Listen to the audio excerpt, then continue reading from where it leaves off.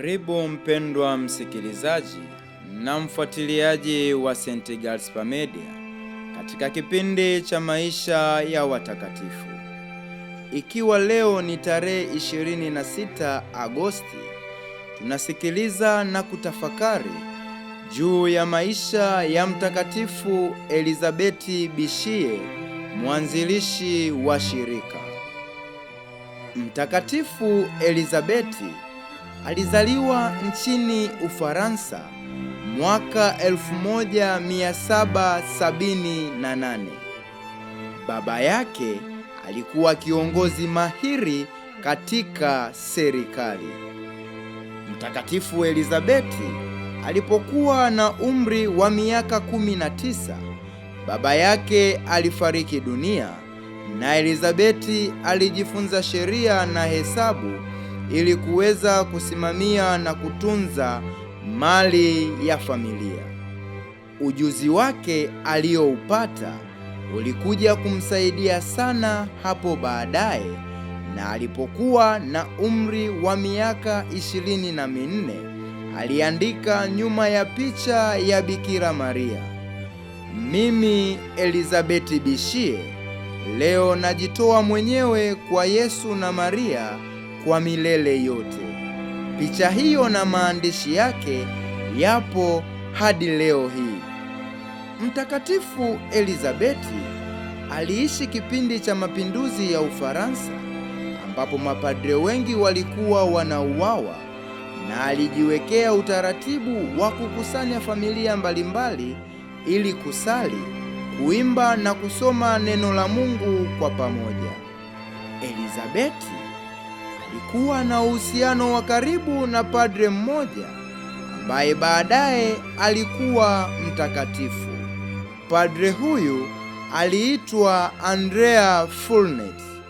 Padre Fulnet alimshauri Elizabeti asijiunge na utawa, akimwambia, "Kazi yako iko duniani." Alimuhimiza aendelee na kazi na utume aliokuwa anaufanya. Kwa sababu hiyo, Mtakatifu Elizabeti aliendelea kuwatembelea wagonjwa, wazee, masikini na kuwafundisha watoto wadogo mafundisho ya imani.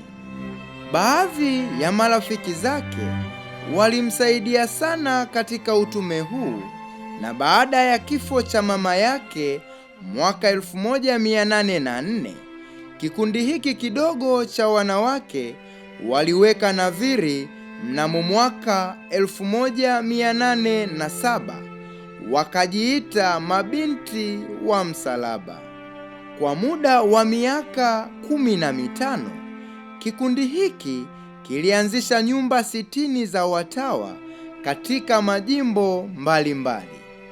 Na mnamo mwaka 1836 Mtakatifu Elizabeti aliugua, na baada ya miaka miwili hali yake ilizidi kuwa mbaya.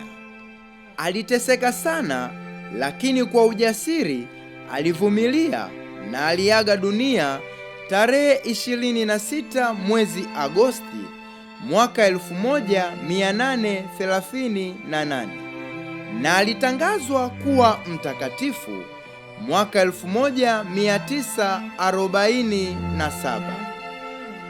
Itukuzwe damu ya Kristo! Milele amina. Tafakari fupi inayotokana na maisha ya Mtakatifu Elizabeti Bishie. Alijikabidhi kwa Yesu na Maria, akasali, akasoma neno la Mungu na kuwatendea watu wote mema. Watakatifu wengine wa siku ni Mtakatifu Rufina na Mtakatifu Titoes, mtawa wa Misri. Mtakatifu Elizabeti Bishie, mwanzilishi wa shirika